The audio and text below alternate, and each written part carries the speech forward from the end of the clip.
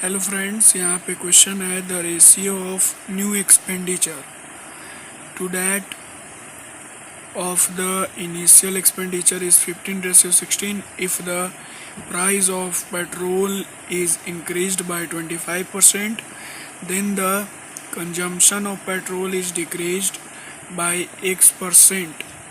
Find the value of x. तो इसका सबसे शॉर्ट ट्रिक मैं आपको बताना चाहता हूँ। जैसे कि यहाँ पे लिखा हुआ है 25%, ठीक है। यहाँ पे हमें एक क्लू मिला 25% का, ठीक है।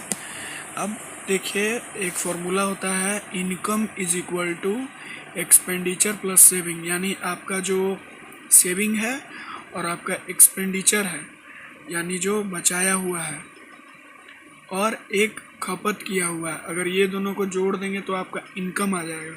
तो वैसे ही एक और फॉर्मूला होता है price into consumption is equal to expenditure. तो इस फॉर्मूला पे ये क्वेश्चन बनाएंगे हम। हमें क्या दिया हुआ है कि petrol price of petrol is increase by 25%।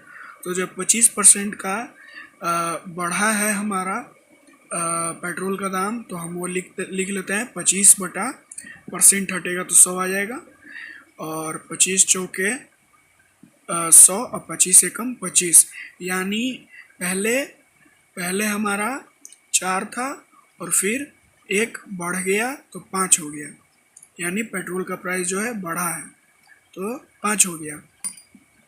अब यहाँ पे देखते हैं कि दिया हुआ क्या है। 15:16 दिया हुआ है। क्या दिया हुआ है?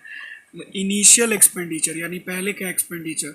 अब बहुत से लोग यहाँ पे करेंगे गलती, बहुत से स्टूडेंट गलती कर देंगे क्या कि 15 को ऊपर लिख देंगे और 16 को नीचे लिख देंगे। आपने एक चीज़ सुना होगा कि जब पेट्रोल या किसी भी चीज़ का दाम बढ़ता है तो कंजम्पशन कम होता है।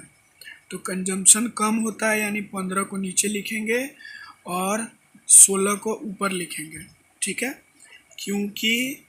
क्योंकि जब हमारा प्राइस कम था तो हम ज़्यादा खपत करते थे, और जब हमारा प्राइस बढ़ गया तो अब हम कम खपत करेंगे, ठीक है। और यहाँ पे देखो, 4 को 16 से डिवाइड करो, 4 चौके 16 यानी 4, और यहाँ पे कितना आ जाएगा 5 5 जा 5 3 जा 15। कितना का अंतर है? 1 का अंतर है। किसमें? 4 पे, और यहाँ पे गुना 100 कर देंगे, ठीक है। अब ये 25 बार में कट जाएगा, यानी 25% जो है हमारा बढ़ा है इनिशियल।